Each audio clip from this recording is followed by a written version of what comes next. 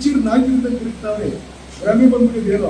ಈಗ ಸಹಜವಾಗಿ ನಮ್ಮ ಪಿ ಏನೋ ನನ್ನ ಡ್ರೈವರು ನನ್ನ ವಿರುದ್ಧ ಕ್ಯಾಂಡಿಡೇಟ್ ತರ ಹೋದಾಗ ಸಹಜವಾಗಿ ಕೇಳ್ತಾರೆ, ಏನು ಅವ್ರ ಹಿನ್ನೆಲೆ ಏನು, ಅವ್ರು ಆರ್ಥಿಕವಾಗಿ ಹೆಂಗವ್ರೆ, ಅವ್ರು ಹೆಂಗೆ ರಚನೆ ಮಾಡ್ತಾರೆ ಕೇಳ್ತಾರೆ.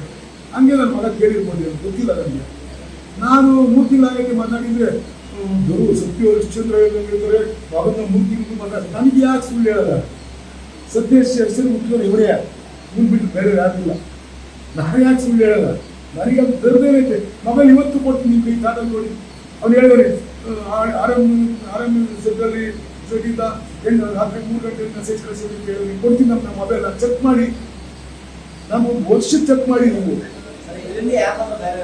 ಹೇಳಿದ ಗೊತ್ತಿಲ್ಲ. ಅವ್ನು ಬಂದ್ರೆ ಹುಚ್ಚಿರು ನಾಲ್ಕಿಂದ ತಿರುಗ್ತಾವೆ. ಭ್ರಮೆ ಬಂದ್ಬಿಟ್ಟಿದೆ ಏನೋ. ಅದು ನೋಡಿ ಹಂಗೆ ಸ್ಟೇಟ್ಮೆಂಟ್ ಕೊಡೋದು ನೋಡಿ. ಅವನೇನು ಯಾರು ಒಬ್ಬ ಅಪರೂಪ ಇರೋ ವ್ಯಕ್ತಿ ಎಲೆಕ್ಷನ್ಗೆ ಕಂಟೆಸ್ಟ್ ಮಾಡಿದ್ರು. ಈಗ ದಿಲೀಪ್ ಅಣ್ಣವ್ರು 2 ಸರಿ ಮಾಡಿದ್ರು, ನನ್ನ ಜೊತೆ ಬೇಸಮ್ಮನವ್ರು 2 ಸರಿ ಮಾಡಿದ್ರು. ಸುಮಾರು ಜನ ಎಲೆಕ್ಷನ್ ಕಂಟೆಸ್ಟ್ ಮಾಡಿದ್ರು. ಯಾರಾದರೂ ಈ ಥರ ಹುಚ್ಚಿನ ಯಾರು ಆಗ್ತಿದ್ದ? ತಿಳುವಳಿಕೆ ಇಲ್ಲ, ಜ್ಞಾನ ಕಡಿಮೆ ಅಷ್ಟೇ. ಅದಕ್ಕೆಲ್ಲ ನಾವು ರಿಯಾಕ್ಟ್ ಮಾಡಬಾರ್ದು, ನೀವು ಕೇಳಬಾರ್ದು ಸರ್.